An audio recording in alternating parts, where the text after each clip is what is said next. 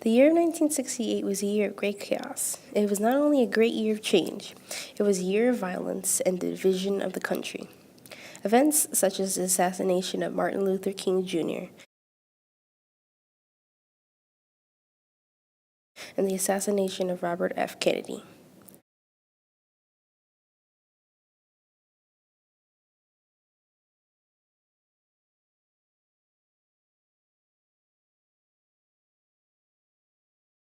The greatest event that was going on was the Vietnam War, a televised, hot, debatable topic.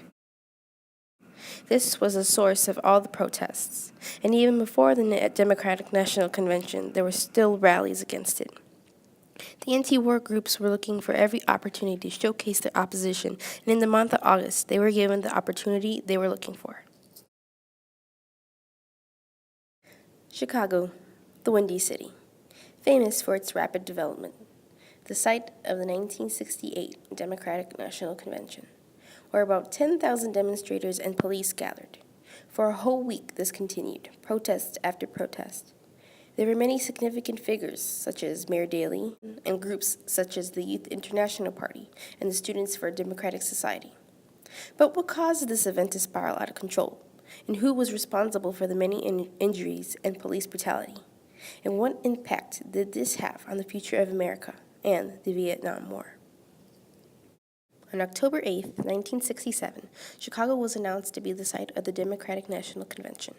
Around this time, the Vietnam War was at its peak, and soldiers were dying every week.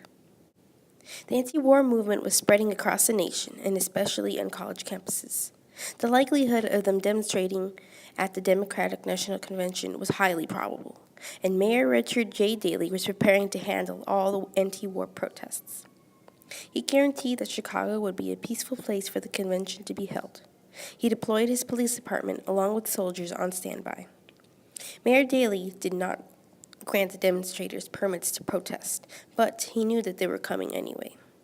He made sure that he established law and order in Chicago. Daley spent $500,000 to get Chicago in shape for the convention.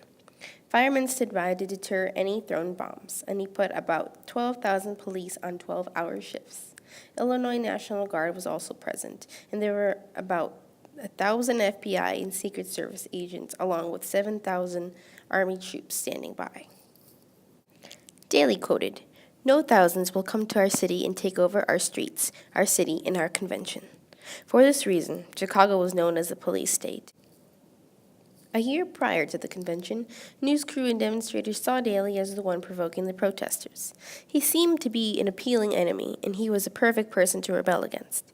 He was everything that the demonstrators hated about old political order, and the rally's motto was, "Never trust anyone over 30.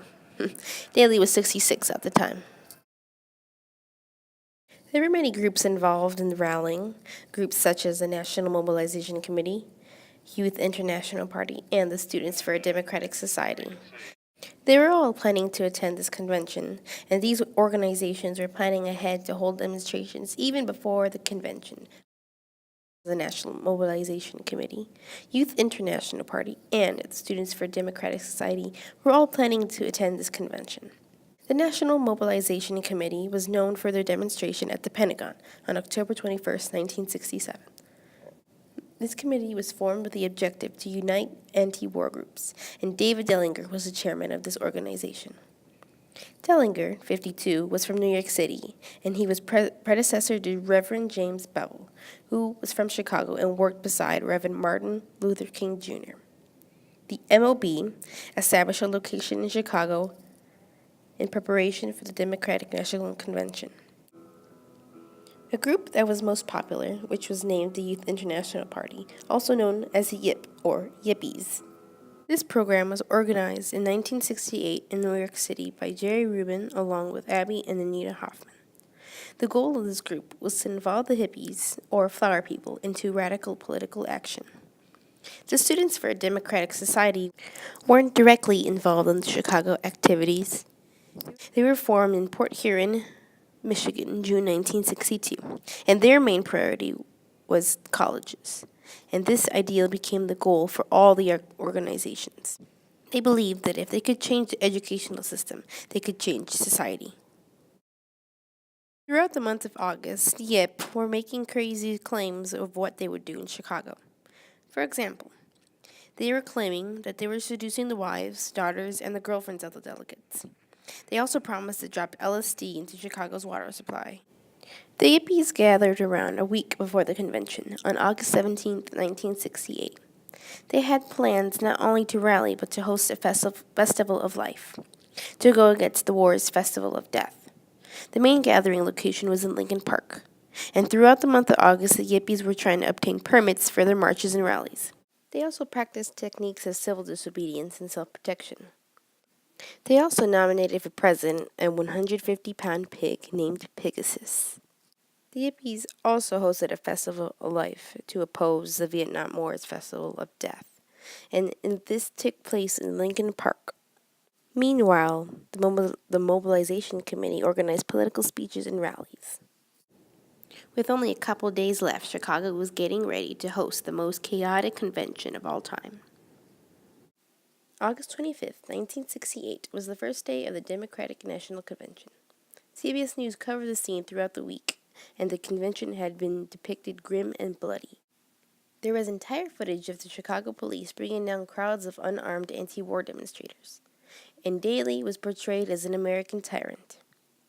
However, he wanted to portray the demonstrators as the ones responsible.